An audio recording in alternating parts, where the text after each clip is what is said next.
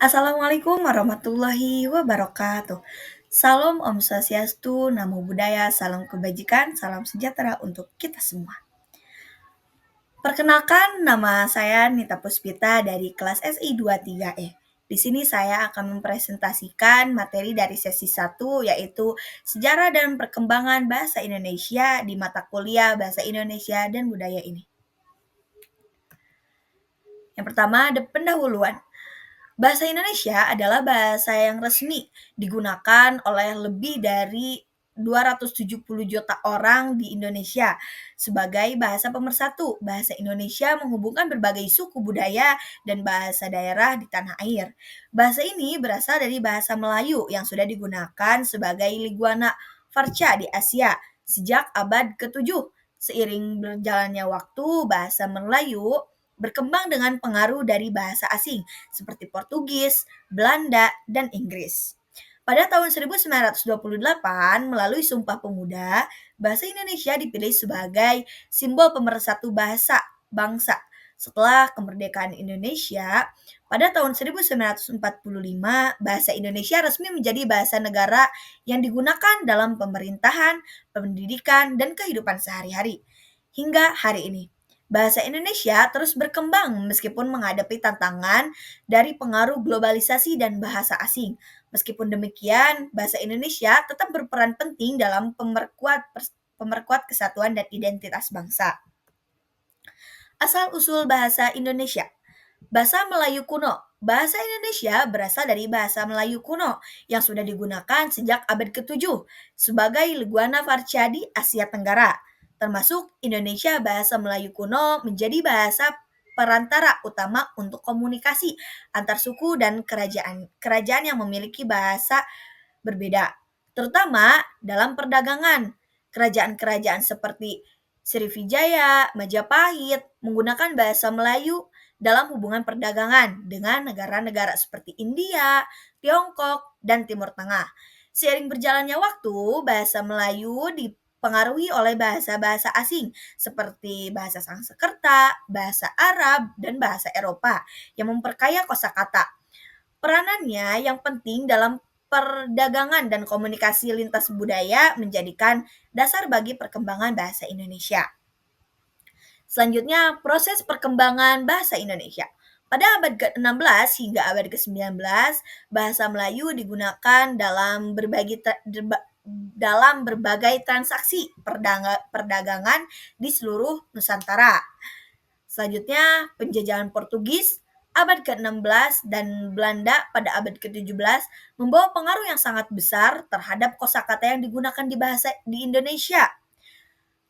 Awal abad ke-20, bahasa Melayu mulai digunakan dalam pendidikan penerbitan di Indonesia, meskipun saat itu belum menjadi bahasa resmi. Dan pada saat 1928, Sumpah Pemuda, 28 Oktober 1928 menyatakan tekad untuk menggunakan satu bahasa, yaitu bahasa Indonesia, sebagai simbol persatuan bahasa Indonesia. Bahasa Indonesia diakui sebagai bahasa nasional untuk mengatasi perbedaan bahasa antar berbagai suku di daerah. Selanjutnya ada pengaruh bahasa asing. Yang pertama ada bahasa Sanskerta, bahasa Hindu-Buddha yang memberikan pengaruh besar pada kosakata, budaya, dan agama. Yang kedua ada Portugis dan Belanda. Pengaruh mereka terlihat pada kosakata terkait perdagangan dan administrasi dan kepemerintahan. Yang ketiga ada bahasa Arab. Masuknya Islam memperkenalkan kosakata bahasa Arab terkait agama dan ilmu pengetahuan. Yang terakhir ada Inggris, menyebabkan masuknya kosakata baru dalam bidang teknologi dan bisnis. Selanjutnya ada peran bahasa Indonesia dalam masyarakat. Yang pertama ada sebagai bahasa pemersatu, yang kedua bahasa dalam pendidikan, yang ketiga bahasa dalam media massa, yang keempat bahasa dalam dunia bisnis, yang kelima bahasa dalam kehidupan sosial, yang ketujuh bahasa Indonesia di dunia digital, dan yang terakhir identitas nasional. Tantangan dan perkembangan bahasa Indonesia. Yang pertama, penurunan penggunaan bahasa Indonesia di kalangan generasi muda, kalangan Gen Z, seperti banyaknya bahasa contoh seperti anjay, anjir itu bahasa Indonesia yang eh, tidak ada di zaman dahulu. Terus yang kedua, penggeseran penggunaan bahasa daerah. Banyak daerah yang sudah tidak menggunakan bahasanya, seperti contoh orang Sunda sudah tidak menggunakan bahasanya gitu. Yang ketiga, pengaruh globalisasi. Yang keempat, kurangnya literasi bahasa Indonesia yang baik dan benar. Yang kelima, komunikasi digital. Upaya pelestarian bahasa Indonesia. Pemerintah dan lembaga pendidikan terus berupaya melestarikan dan mengembangkan bahasa Indonesia melalui berbagai kebijakan, kursus, dan media. Penggunaan bahasa Indonesia yang baik dan benar diajarkan dalam berbagai jenis pendidikan, pembentukan dan penyebaran Kamus Besar Bahasa Indonesia atau biasa disebut dengan KBBI untuk menyatukan ejaan dan penggunaan kata.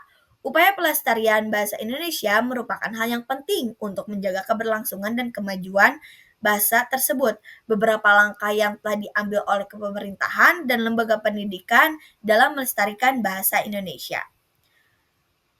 Yang terakhir adalah kesimpulan. Bahasa Indonesia memiliki sejarah panjang yang telah berkembang menjadi bahasa yang digunakan oleh lebih dari 270 juta orang di Indonesia. Bahasa Indonesia bukan hanya simbol kebanggaan nasional, tetapi juga alat untuk membangun komunikasi dan pemersatuan dalam keberagaman budaya di Indonesia. Tantangan kedepannya adalah melestarikan penggunaan bahasa Indonesia yang baik dan benar di tengah arus globalisasi saat ini. Mungkin hanya itu yang dapat saya presentasikan, saya sampaikan, kurang dan lebihnya mohon maaf. Sekian dan terima kasih.